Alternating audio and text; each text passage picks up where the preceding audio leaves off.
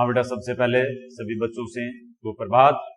और आज अपने इस वीडियो में कक्षा 11 में हिंदी साहित्य जो आपका विषय है कि जो पाठ्य पुस्तक है अंतरा, उसका अगला जो पाठ है खाना बदोश।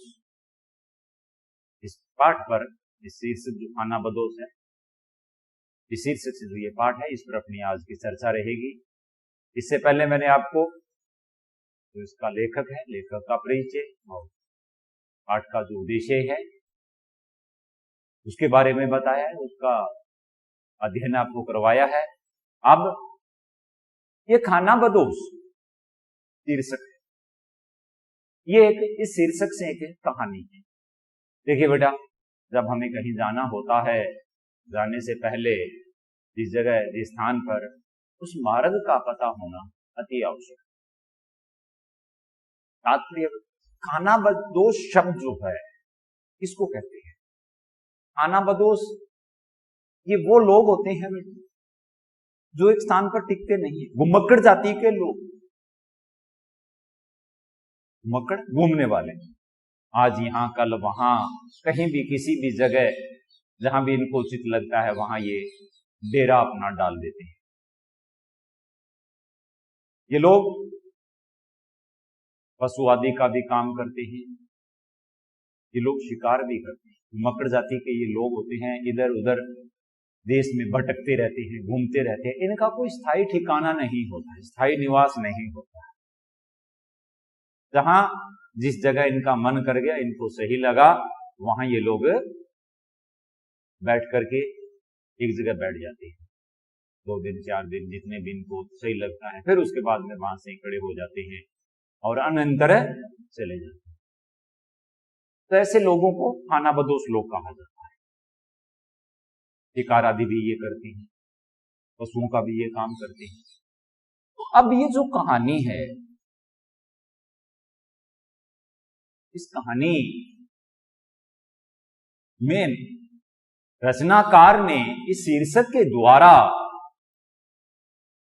पाठक को ये बताया है कि ये गरीब लोग होते हैं, जो गरीब लोग होते हैं, इनके द्वारा ये गरीब लोग जो होते हैं, ये गरीब लोग मजदूरी करके, कठिन परिश्रम करके, जैसे तैसे करके इसी तरह से गुजर बसर करते हैं, यानी अपने जीवन का निर्वाह करते हैं। ये लोग परिश्रम करके, मेहनत करके अपना पेट भरते हैं। लेकिन इतना कुछ होने के उपरांत भी इन लोगों पर अत्याचार, अन्याय, जुल्म, शोषण ये भी इनके साथ होता है। और कहानीकार ने इसी चीज का, इसी बात का चित्रण इस कहानी में किया है, या इस तरह जो घटनाक्रम चलता है इनके साथ, उसका चित्रण पाठक के सामने रखा है।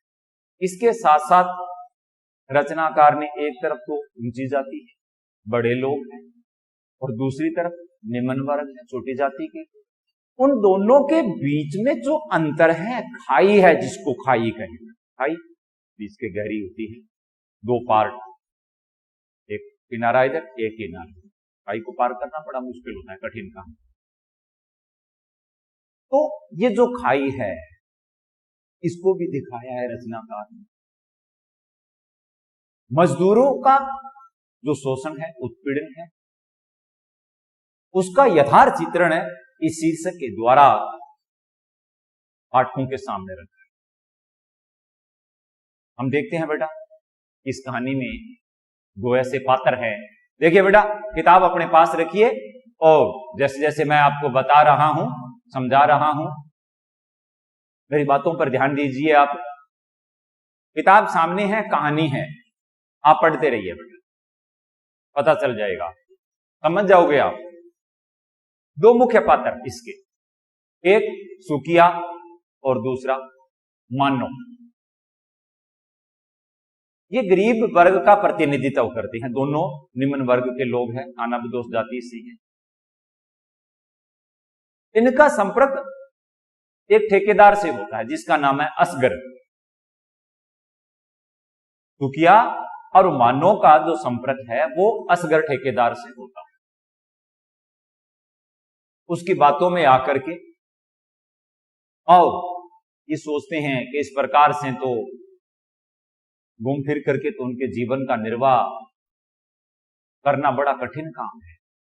तो वो ऊपर उठना चाहते हैं, ज्यादा पैसा कमाना चाहते हैं, जीवन का स्तर है उसको सुधारना चाहते हैं, तरक्की की आस में अपने गांव को, अपने जगह को छोड़ देते हैं और असगर ठेकेदार के साथ ईंट के भट्टे पर काम करने के लिए आ जाते हैं। यानी असगर ठेकेदार जो है वो ठेकेदारी का, भट्टे पर ठेकेदारी का काम करता है, असगर उसका नाम है, और वह उन दोनों को, तुकिया और मानो को लेकर के और भट्टे पर आ जाता है। भट्टे पर उनको काम मिलता है, कई तरह के काम होते हैं भट्टे पर। ईंट पाथने का काम होता है, मिट्टी का काम होता है, ईंटों को भट्टे के अंदर लगाने का काम होता है, बार करने का काम होता है, बहुत से काम होते हैं, आग देनी होती है, ईंधन लाना होता है, पानी, और बहुत काम होते हैं अलग अलग भट्टे पर। उन दोनों को जो काम दिया जाता है वो भट्टे पर मोरी का काम दिया जाता है। मोरी से तात्पर्य बेटा ये वो जगह होती है भट्टे के अंदर जहां ईंटें पकती हैं।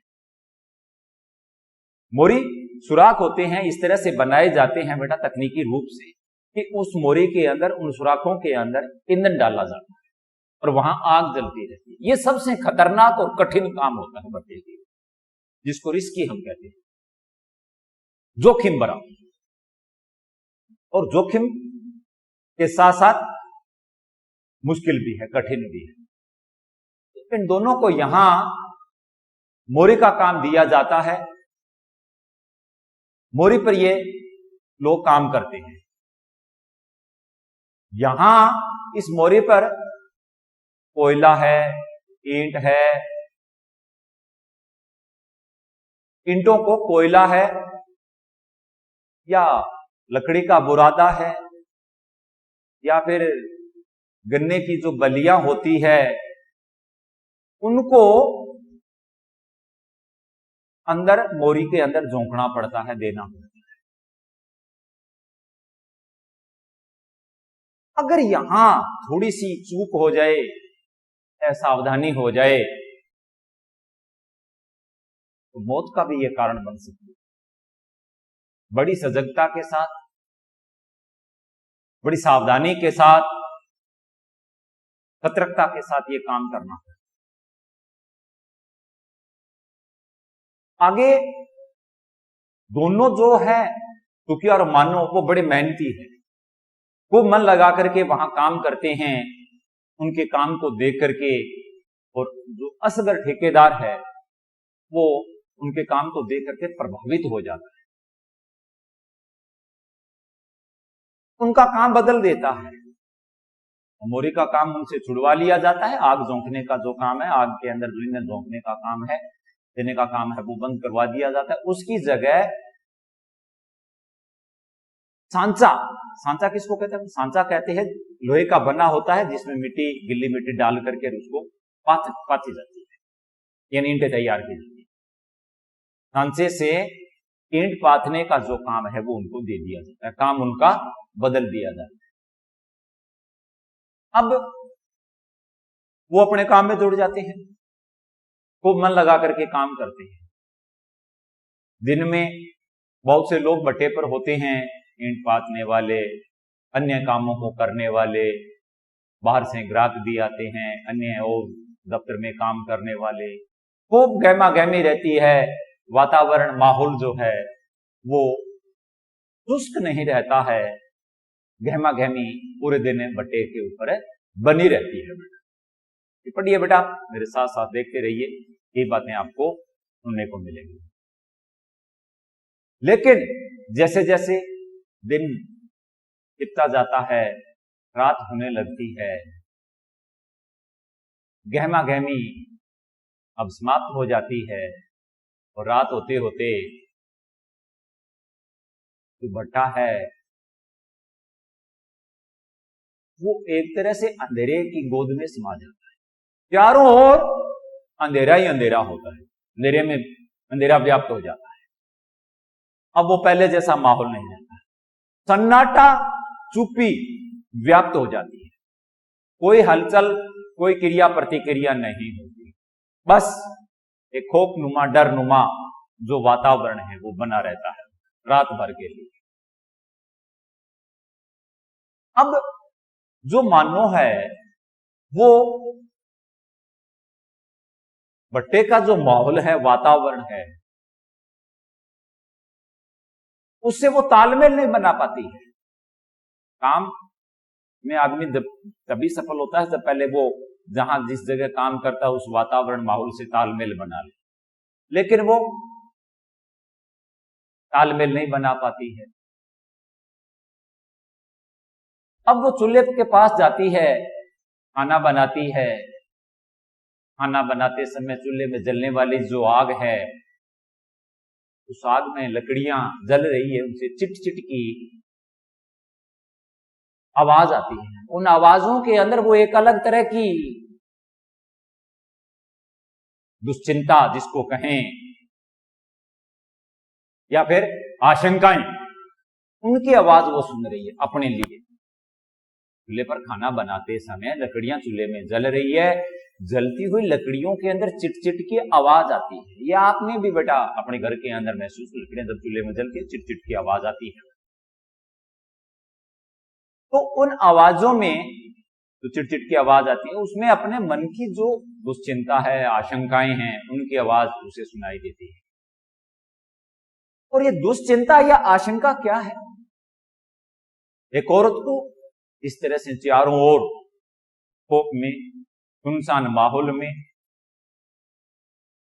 रात के अंधेरे में शारीरिक शोषण का डर रहता है। यहां मानव को उसके मन में एक तरह से शारीरिक शोषण का जो डर है, खौफ है, वो व्याप्त हो रहा है। इसके अलावा उसे और भी आगे की बुरी आशंकाएं मन में कि अगर उसने असगर की या मालिक की बात नहीं मानी, उसके साथ हो सकता है बुरा व्यवहार किया जाए, प्रतिकूल व्यवहार किया जाए उसके साथ। इस प्रकार की आशंकाएं उसके मन में उमड़ घुमड़ रही है।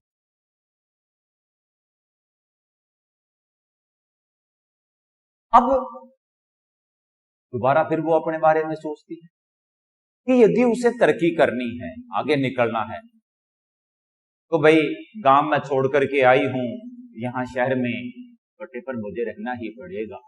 ये उधेड़बुन उसके भीतर विचारों की चल रही है। अब आगे सुखिया कुछ पैसे बचा लेते हैं पहले महीने में से, तो मानो जब उनको देखती है खुश भी होती है। हमारे पास थोड़ी बची हुई पूंजी है, उस पूंजी को देख करके वो खुश होती है। अब दोनों तय कर लेते हैं, सुखिया और मानो दोनों तय कर लेते हैं कि हम ज्यादा मेहनत करेंगे, ज्यादा परिश्रम करेंगे तो ज्यादा पैसे कमाएंगे। तो वो ज्यादा काम करना, अधिक मेहनत करके ज्यादा काम करना शुरू कर देते हैं। अब उनके साथ सुखिया और मानो के साथ है एक छोटी उम्र का लड़का जिसका नाम जसदेव है, वो भी वही काम करता है। जसदेव है, वो वही काम करता है। आगे होता क्या है कि एक दिन भट्टे का जो मालिक है मुख्तियार सिंह, वो खाना बंद कर देता है। उसकी जगह उसका जो बेटा है सुब्बे सिंह, वो भट्टे की देखरेख करने के लिए आ जाता है। अब सुब्बे सिंह के आते ही पहले जैसा माहौल भट्टे पर अब नहीं रहता। अब माहौल यहां का बदल जाता है, उसमें बदलाव आ जाता है। उसका एक खौफ है, एक डर है। उस खौफ और डर के मारे ठेकेदार जो असगर है वो भी उसके सामने बिगी बिल्ली बढ़ जाता है। इसके अलावा वहां पर काम करने वाली किसनी जो है, किसनी को एक और महिला पात्र है। सूबे सिंह अपनी चिकनी चुपनी बातों के अंदर, या यूं कहें अपने जाल में, बातों के जाल में उसको उलझा लेता है, फंसा लेता है। किसनी उसकी बातों में आकर के, चिकनी चुपड़ी बातों में आकर के, और उसके साथ शहर चली जाती है। वो कई दिन तक आती भी नहीं है, वहीं रहती है। यद्यपि उसका जो पति है, उसका नाम महेश है, वो इस मामले में कुछ नहीं कर पाता है। मन महसूस कर या मन मार करके वो रह जाता है। असगर जो ठेकेदार है वो बड़ा चापलूस है। उसने महेश को दारू पिलानी शुरू कर दी। एक तरह से उसे दारू का यानी शराब सेवन करने का आदी उसे बना दिया। किसनी के हालात बदल गए हैं,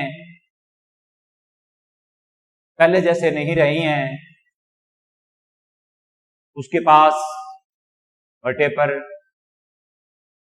रेडियो भी है, सुंदर अच्छे महंगे कपड़े भी है। इसके बाद में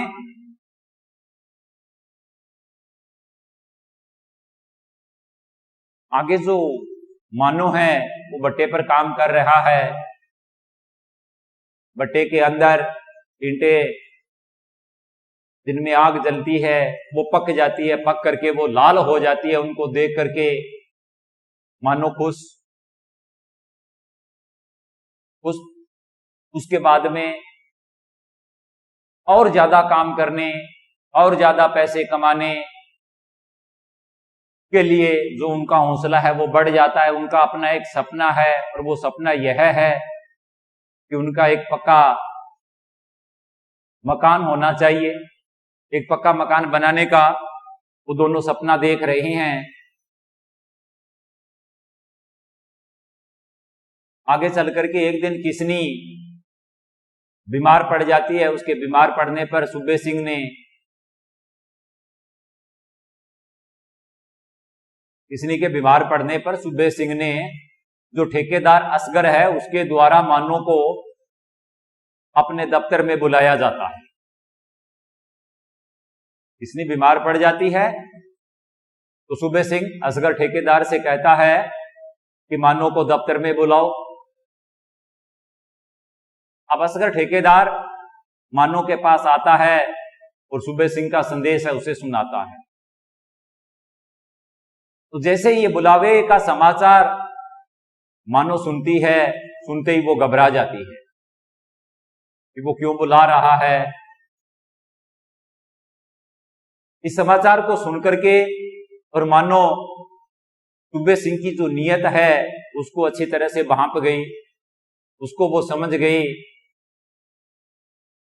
क्योंकि मानो अपना जो जीवन है, अपनी जो जिंदगी है, चाहे वो गरीब है, दरिद्र है, दुर्बल है, कैसे भी हो, लेकिन फिर भी उसको इज्जत के साथ वो जीना चाहती है।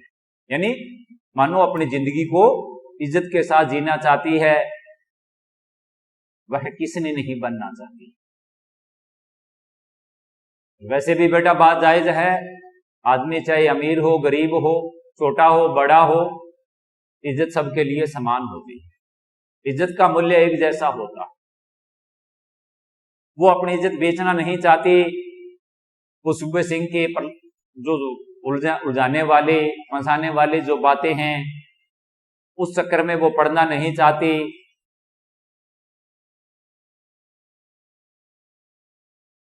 वो घबरा जाती है और उसकी घबराहट को देखकर जसदेव सिंह मानो के स्थान पर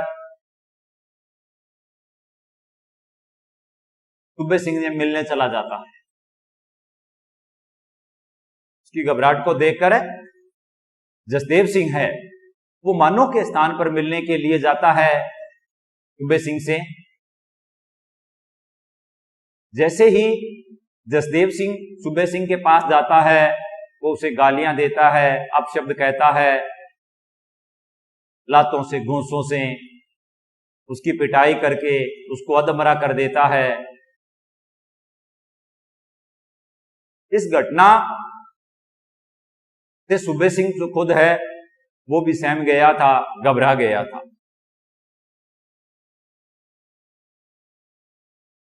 तभी सुखिया और मानो जसदेव सिंह की झोंपड़ी में आए। जसदेव का जो ये अपनापन उसने दिखाया, यानी क्या की वजह से जो उसने मार खाई, इस अपनेपन के कारण मानो उसके लिए की झोंपड़ी में रोटी बना करके लेके जाती है।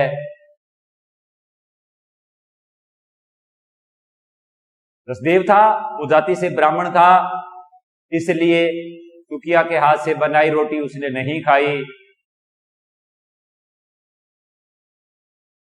ठेकेदार जो असगर है वो जसदेव से कहता है कि तू मानो और सुखिया के चक्कर में न पड़, तुम्हें इस चक्कर में पड़ने की जरूरत नहीं है, ऐसी वो उन दोनों को सलाह देता है। अब जसदेव का जो व्यवहार था वो सुखिया और मानो के प्रति बदल जाता है, पहले जैसा व्यवहार नहीं रहता है। धीरे धीरे सूबे सिंह उन दोनों को परेशान करना, तंग करना शुरू कर देता है, उसका काम छीन लेता है।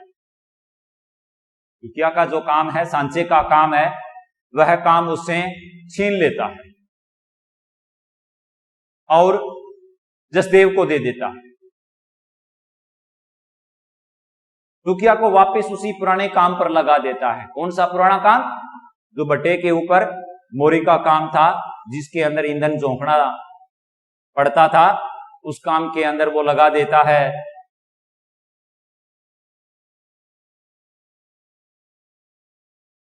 अब जो मानो है वो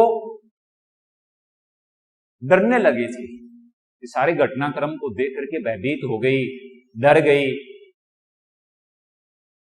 जसदेव के व्यवहार में भी बदलाव आ गया, पहले जैसा जसदेव का भी व्यवहार नहीं रहा। जसदेव सुखिया पर हुक्म चलाने लगा।